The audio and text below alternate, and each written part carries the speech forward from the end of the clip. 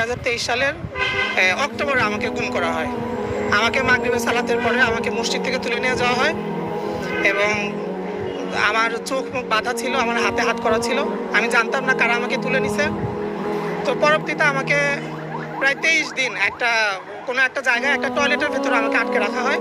এরপর সেনাবাহিনীর সদস্যদের নিয়ে পুরো ভবন তল্লাশি করেন সাধারণ ছাত্র ও হেফাজতে ইসলামের নেতারা। ভবনের প্রত্যেকটি ফ্লোর এবং রুমে তল্লাশি করা হয়। বন্দীদের যেখানে আটক রাখা হতো প্রত্যেকটি সেল ঘুরে ঘুরে দেখেন তারা। তবে কোনো আটক বা গুম হওয়া ব্যক্তি পাওয়া যায়নি। একটি পাজামা রয়েছে এখানে ঝোলানো, এই যে পাজামা, একটি গামছা রয়েছে এবং এই সেলে কিছু আছে। এখানে মাদ্রাসার ছাত্ররা ছিলেন। এখানে আরেকটি সেলের দিকে যাব, এখানেও ঠিক একটু এই সেল, দুইটি সেল একটু বড় অন্য সেলগুলোর চাইতে।